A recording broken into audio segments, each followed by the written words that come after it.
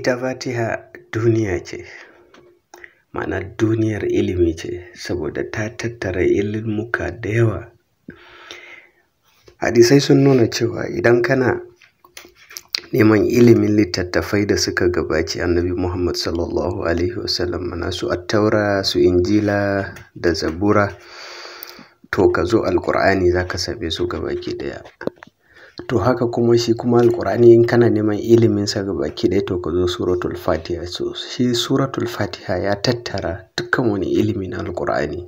So shi sura ne mai zaman kanshi, kuma hadisai sun nuna darajarsa da girmansa a cikin Alƙur'ani.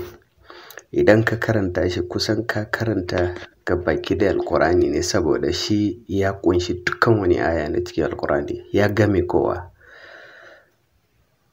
So yana da matuƙar amfani. So a nan ina son na ba da wani aiki nashi wanda ake yin sa ranar Alhamis da daddare. Auzu billahi minan nari, auzu billahi minal faqri, auzu billahi minash sharri shaitanir rajim. Bismillahir rahmanir rahim. Jama'a barkanmu da haduwa cikin wannan al'amari.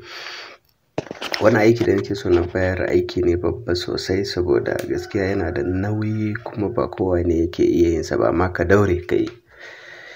Bismillahir rahmanir rahim. Da ka yi niyya ranar Alhamis, ma'ana daren Juma'a kenan.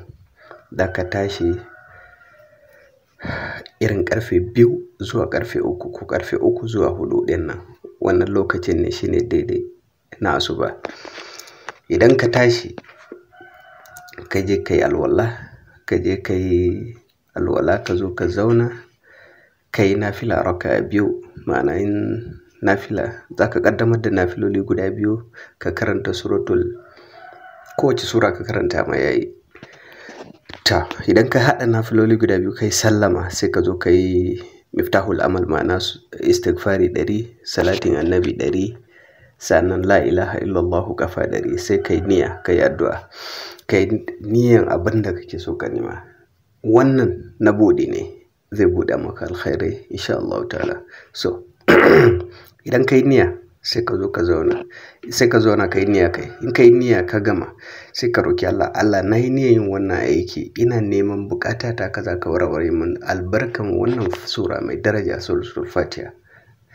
Sai ka ce Rabbana taqabbal minna innaka antas samiul alim wa tub alaina innaka antat tawwabur rahim wa la hawla wa la quwwata illa billahil aliyyil azim. Ka gama sai ka zauna ka ci gaba da aikin ka, sai ka karanta Suratul Fatiha. Zaka maimaita suran gabaki da ma'ana alhamdulillahi rabbil alamin arrahmanir rahim maliki yawmiddin iyyaka na'budu wa iyyaka nasta'in ihdinas siratal mustaqim siratal ladzina an'amta alaihim ghairil maghdubi alaihim waladdallin. Kafa 1011. Ka gane, kafa 1011 a turance 1011, ba 1111 ba. Ka gane babu 100 a ciki, 1011. Idan ka gama karatun sai ka yi addu'a, ka roki Allah wannan bukata taka, da izinin Allah za ta biya. Sai ka yi sadaka washe gari ranar Juma'a. Za ka maimaita aikin sati 7, ko kuma ka yi ta maimaitawa sai ka ga bukatunka ya biya. Wannan shi ne aikin. Sannan aiki na biyu da nake so na bayar kuma shine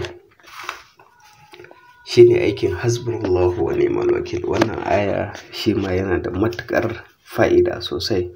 Akwai ayyukansa kala-kala, sai wanda Allah ya datar da kai ka ci karo da shi. To wannan aiki da nake so na bayar bai da nauyi, yana da nauyi. Za ka ɗauki misali, kana da buƙatan cewa misali kullum kana da buƙatan ka samu kuɗi. Yau ina son na samu kuɗi, gobe ina son na samu kuɗi, jibi ina son na samu kuɗi. Idan kana so Allah ya dinga baka dalilan samun kuɗi na kullum ka rika samu, to ka rike wannan aikin kowane dare. Bai da wahala, sai dai kawai aikinsa kullum ne. Amma ga yanda yake, za ka yi niyya ka ce, za ka zo ka yi alwala, ka yi miftahul amal, ka gama ka zo ka zauna sai ka karanta hasbunallahu wa ni'mal wakil kafa 100. Kafa 100 har so dubu, ma'ana har sau 10 kenan. Sai ka cika dubu. To amma ya aikin shine idan ka karanta ƙafa 100 farko za ka tsaya sai ka zo ka karanta wannan addu'a da zan karanta yanzu.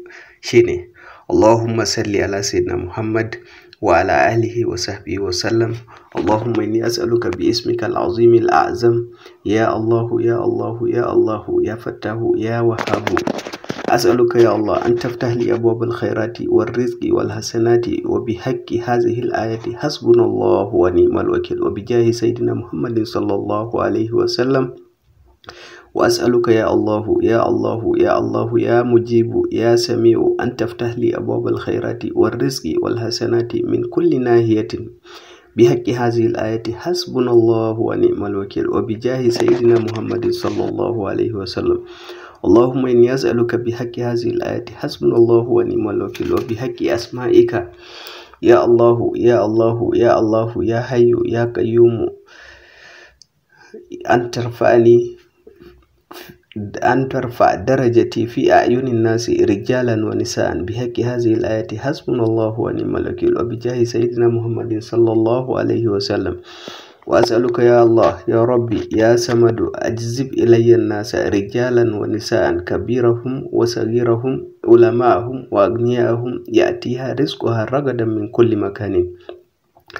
اللهم إني أسألك بحق هذه الآية حسبنا الله ونعم الوكيل وبجاه سيدنا محمد صلى الله عليه وسلم أن ترفع درجتي في الدنيا والآخرة كما رفعت نبيك إدريس عليه السلام مكانا عليا حتى أكون شهيرا إنك على كل شيء قدير. وأسألك يا الله يا قريب يا مجيب الدعوة يا مستجاب يا حي يا قيوم أهم سقك هلأ يسن أن ترفعني وتيسر لي الرزق والحسنات والبركة ببركة إذا جاء نصر الله والفتح. يا رزاق أرزقني ورأيت الناس يدخلون في دين الله أفواجا. يا رزاق أرزقني فسبح بحمد ربك واستغفره إنه كان توابا. يا رزاق أرزقني وببركة ألم نشرح لك صدرك. يا فتاه افتح لي ووضعنا عنك وزرك. يا فتاه افتح لي الذي أنقض ظهرك. يا فتاه افتح لي ورفعنا لك ذكرك. يا فتاه افتح لي فإن مع العسر يسرا. يا فتاه افتح لي إن مع العسر يسرا. يا فتاه افتح لي فإذا فرغت فانصب. يا فتاه افتح لي وإلى ربك فرغب. يا فتاه افتح لي وببركة هذه الآية ورفعناه مكانا عليا. ونسألك يا الله يا الله يا الله أن ترفعني وأن ترزقني رزقا واسعا طيبا مباركا من غير تعب ولا مشقة ولا ضير ولا نسب بحق هذه الآية حسبنا الله ونعم الوكيل وبجاه سيدنا محمد صلى الله عليه وسلم. اللهم صل وسلم وبارك على سيدنا محمد وعلى آله وصحبه وسلم تسليما كثيرا ولا حول ولا قوة إلا بالله العلي العظيم. To daga nan wannan addu'a ya kare. Kowane hasbunallahu wa ni'mal wakilu kwaya 100 in kai tsayawa za kai suka kawo wannan addu'a har ka cika sau 10 kaga 1000 ya cika kinan. Daga nan sai kai addu'a ka rufe ka nemi abun sadaka kai. Wannan za ka rike shi kowane dare in Allah yadda. In dai kai shi dare da washe gari za ka ga alkhairi. Haka kuma in kai shi ka dawo ka sake yin sa washe gari za ka sake ganin alkhairi. Duk ranar da ka fita sai Allah ya ma dalilin samun kuɗi. Wannan ba wani abu bane wanda za a yi ta shakwa ka, because ni na gwada, wasu sun gwada wannan aiki an gama. In ka yi dai in dai baka ji gajiya ba to Allah kuma ba zai bar baka ba. Ka daure ka yi wannan, ka daure ka yi, insha Allah za a samu biyan bukata. Masha Allah, zan rubuta addu'a a comment section saboda wanda ba za su iya ɗauka ba sai su rubuta. Masha Allah, assalamu alaikum warahmatullahi.